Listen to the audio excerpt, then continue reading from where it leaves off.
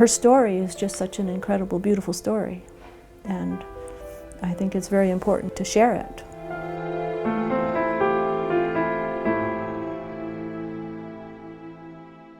Somebody put The Long Loneliness in my hands, Dorothy Day's memoir of growing up, the San Francisco earthquake, going to college, getting involved in the socialist movement, writers, leaving college after 2 years, going to New York, getting involved almost immediately in most exciting circles, radical, literary, journalistic. Of course, she was a very attractive woman. That must have helped. But she's only 19. And she was she was drinking with Eugene O'Neill. She was arrested with the suffragettes in Washington and went to prison. She worked on radical journals, interviewed revolutionaries. Her friends were leftists of various kinds. But always there was this kind of hunger for something else.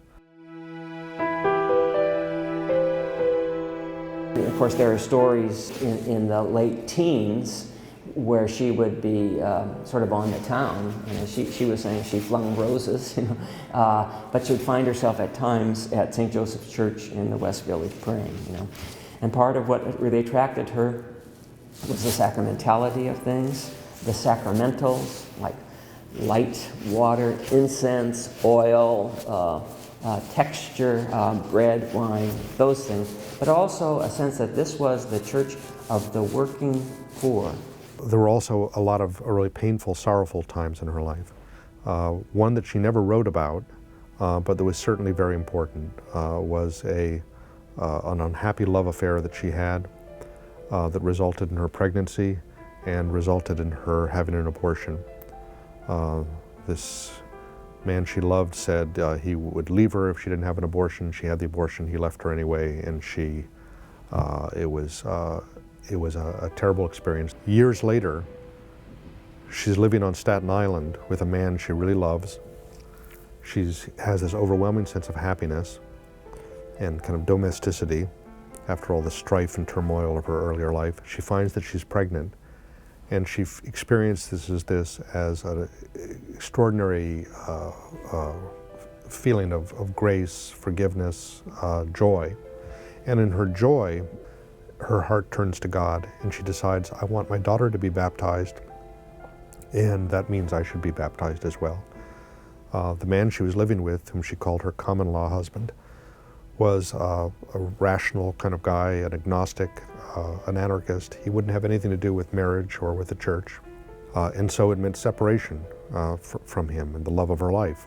But anyway, she separated from him and then spent several years trying to figure out how to live out her life as a Catholic, but still holding on to that radical commitment to social justice and to the poor, and wondering how the two of these were put together. And it was 1932 that she went to, as a journalist, to cover a hunger march of the unemployed in Washington, D.C. that was organized by a lot of her old communist friends. And she found herself there on the sidewalk watching this parade of, ragged men, and thought, now where are the Catholics, leading this march? But it came together for her when she returned from Washington and found this guy, Peter Morin, waiting for her. He'd heard about her through another Catholic editor, said, I think you have some ideas in common, and he'd been looking for someone to partner with, to set in motion a kind of program that he had. He was a great visionary, but he was not an activist, and he was a very impractical person. He said his job was to enunciate the ideas, but Dorothy was the person who kind of set it in motion. And the first thing he said was, we have to start a newspaper.